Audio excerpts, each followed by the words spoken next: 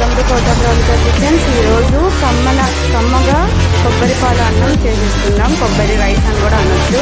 దాని ప్రిపరేషన్ చూసేయండి. కొబ్బరి అన్నానికి కావాల్సిన ఇంగ్రీడియంట్స్: ఒక కట్ట పుదీనా సన్నగా కట్ చేసుకొని కడిగి పక్కన పెట్టుకోవాలి. అలాగే ఒక 7-8 పచ్చిమిర్చి అన్నమాట. ఇది కమ్మగా ఉంటుంది కొబ్బరి పాలతో చేసిన కొబ్బరి అన్నం అనేది. అందుకే మనం ఏమి మసాలాలు ఏమి వేయం, ఓన్లీ పచ్చిమిర్చి ఘాటు ఒక్కటే ఉంటుంది అనమాట రైస్లో. కమ్మదనం అండ్ లైట్ ఘాటు. దానికి 7-8 పచ్చిమిరకాయలు అయితే నేను తీసుకున్నాను. ఇలా సన్నగా చీలిక పెట్టుకొని పక్కన పెట్టేసుకుందాం. అలాగే కొబ్బరి పాలండి. కొబ్బరి చిన్నగా ముక్కలు కట్ చేసి మిక్సీలో వేసేసి ఒక చిన్న గ్లాస్ వాటర్ పోసి, నేనైతే 2 కొబ్బరికాయలు తీసుకున్నాను. ఒక చిప్పకి సగం గ్లాస్, చిన్న గ్లాస్ సగం వాటర్ అనేది యాడ్ చేసుకుని మిక్సీ పట్టేసుకొని క్లాత్లో వేసి గట్టిగా పిండి చిక్కటి పాలే తీసుకోవాలి. మరీ పలచగా ఉండవు చిక్కటి పాలు. నాకు ఇవి ఎన్ని గ్లాసులు పాలు వచ్చాయంటే నేను చెప్తాను చూడండి. ఇదిగోండి, ఈ గ్లాస్తో నాకు 3 గ్లాసులు పాలు అనేవి వచ్చాయి. ఒక గ్లాస్ బియ్యానికి 2 గ్లాసులు పాలు అయితే కావాలి. ఇప్పుడు నాకు 3 గ్లాసులు పాలు వచ్చాయి కాబట్టి నేనైతే గ్లాసున్నర బియ్యం అయితే తీసుకుంటున్నాను. ఇదిగోండి, ఈ చిక్కటి పాలకి గ్లాసున్నర బియ్యానికి 3 గ్లాసుల పాలు అనేవి పడతాయి, కొబ్బరి పాలు అనమాట. దీని ప్రిపరేషన్ చూద్దాం. ముందుగా రైస్ కుక్కర్, నేనైతే రైస్ కుక్కర్లో చేస్తున్నాను. స్టవ్ మీద అయినా ఇదే ప్రిపరేషను అండ్ రైస్ కుక్కర్ అయినా ఇదే ప్రిపరేషన్ అనమాట. ముందుగా రైస్ కుక్కర్ ఆన్లో పెట్టుకొని బటన్ ఉంటుంది కదా, బటన్ కిందకి పెట్టుకోవాలి. కీప్ వామ్లోకి పెట్టుకోవాలి. కుకింగ్లో ఉంటే మనకి హీట్ అవ్వదు. కీప్ వామ్లో పెట్టుకోవాలి. రైస్ కుక్కర్లో చేస్తున్నట్టయితే ఇలా కిందకి అనేసుకొని బటన్ ఫస్ట్ ఆయిల్ అనేది యాడ్ చేసుకోవాలి. ఇదిగోండి, ఆయిల్ అనేది యాడ్ చేశాను నేను. ఆయిల్ హీట్ అయిన తర్వాత ఏమీ ఉండవండి దీంట్లో, ఎలాంటి మసాలా దినుసులు అనేవి వాడము. ఓన్లీ పుదీనా ఆకు అండ్ పచ్చిమిర్చే వాడతాం అనమాట. ఒకసారి చూసుకోండి, ఆయిల్ అయితే హీట్ అయిపోయింది, వేడి తగులుతుంది అనమాట చేతికి. అదిగోండి, శబ్దం వస్తుంది చూసారా. సన్నగా కట్ చేసుకున్న పుదీనా దీంట్లో వేసేసుకోవాలి.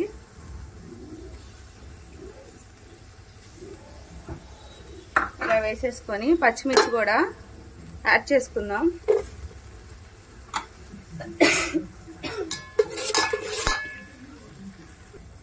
ఇలా యాడ్ చేసుకున్న తర్వాత మంచిగా వేగి మంచి స్మెల్ అనేది వస్తుందండి. పుదీనా పచ్చిమిర్చి వేగినట్టు స్మెల్ వస్తుంది. అలా వచ్చిన తర్వాత మన కొబ్బరి పాలు, రైసు, కళ్ళుప్పు అంతా వేసుకొని కలిపెట్టేసి ఉడికిచ్చేసుకుంటామే. దీనికి అసలు పెద్ద ప్రాసెస్ అవసరం. వితిన్ 5 మినిట్స్లో అయితే కమ్మనైనా కొబ్బరి రైస్ అయితే రెడీ అయిపోతుంది. చూసేయండి, మంచిగా వేగిపోయేయండి. ఇప్పుడు కొబ్బరి పాలు అనేది యాడ్ చేసేసుకుందాం. మళ్ళీ ఒకసారి చూపిస్తున్నాను నేను ఎన్ని గ్లాసులు పాలు అయితే తీసుకున్నాను చెప్తున్నాను. ఇదిగోండి, 1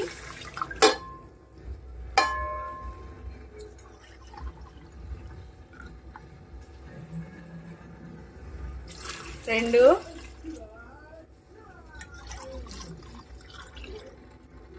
ఇదిగోండి 3 గ్లాసుల పాలకి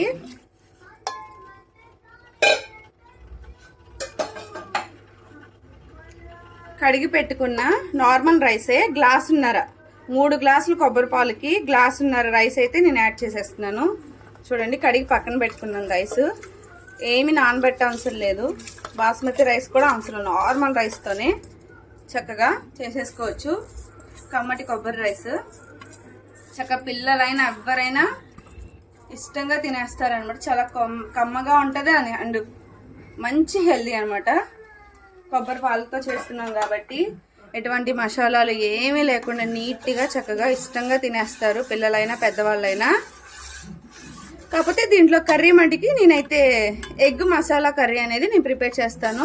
నేనైతే మన ఛానల్లో లింక్ పెడతాను, చూసేయండి ఫుల్ వీడియో. దయచేసి ఫుల్ వీడియో స్కిప్ చేయకుండా చూడండి. అప్పుడు నేను ఎలా ప్రిపేర్ చేశాను అనేది నీట్గా మీకు అర్థమైద్ది. స్కిప్ చేస్తూ చూస్తే మీకైతే అర్థం కాదనమాట. అలాగే మన ఛానల్ కొత్తగా చూస్తున్న వాళ్ళైతే సబ్స్క్రైబ్ చేసుకోండి. లైక్ కూడా ఖచ్చితంగా లైక్ చేయండి. లైక్ చేయటం మూలంగా మాకు మోటివేషన్ అనేది వస్తుంది. అలాగే ఇంకో నలుగురికి మన వీడియో అనేది స్ప్రెడ్ అయిద్ది అనమాట, వాళ్ళు కూడా చూస్తారు. చిటికెడు పసుపు కూడా యాడ్ చేసేసుకుందాం. దీంట్లోనే కల్లుప్పు కూడా యాడ్ చేసేసి ఒకసారి కలిపెట్టేసి ఉడికిచ్చేసుకుందాం అంతే. ఎంతో సింపుల్ అండ్ ఈజీ కొబ్బరి రైస్ అయితే రెడీ అయిపోతుంది.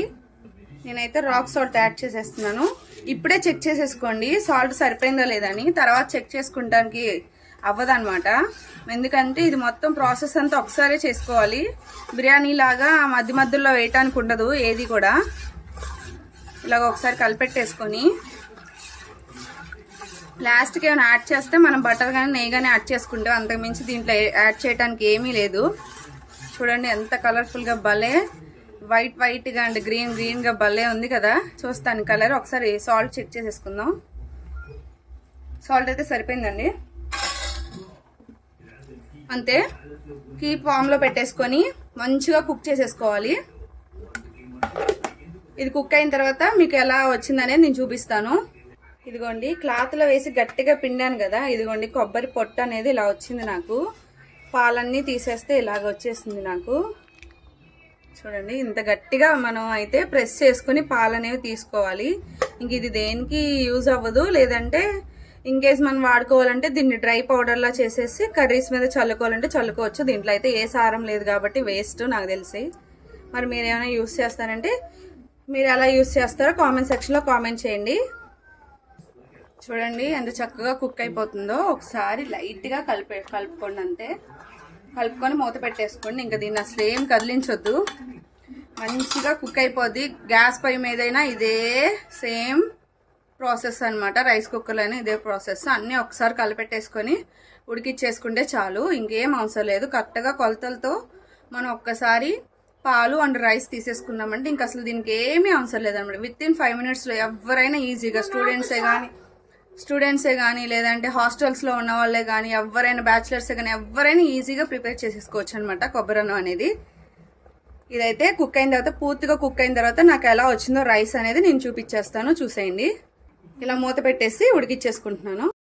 ఇదిగోండి మొత్తం కుక్ అయిపోయింది. ఇప్పుడే మూత అనేది ఓపెన్ చేస్తున్నాను అనమాట. ఇదిగోండి కొంచెం ఆవిరికి ఇలా కనిపిస్తుంది. ఇదిగోండి చూడండి ఇదిగోండి చూడండి చక్కగా కుక్ అయిపోయింది మంచిగా. అసలు చూడండి ఎక్కడ చూసారా కొబ్బరి అన్నం ఎంత నీట్గా వచ్చిందో. నేను ఇది ఒకసారి ప్లేట్లో కూడా కర్రీ కూడా ఎగ్ మసాలా కర్రీ అయిపోయిన తర్వాత ప్లేట్లో సర్వ్ చేసుకొని చూపిస్తాను, చూసేయండి. చూడండి యమ్మీ కొబ్బరి రైస్ విత్ ఇన్ 5 minutesలో ఎవరైనా చేసుకునే విధంగా ఎటువంటి మసాలాలు లేకుండా హెల్దీ వేలో కొబ్బరి పాలతో కొబ్బరి అన్నం అయితే రెడీ అయిపోయింది. ఈ వీడియో కనుక మీకు నచ్చితే please subscribe and share and like. మళ్ళీ నెక్స్ట్ వీడియోలో కలుద్దాం. Bye bye.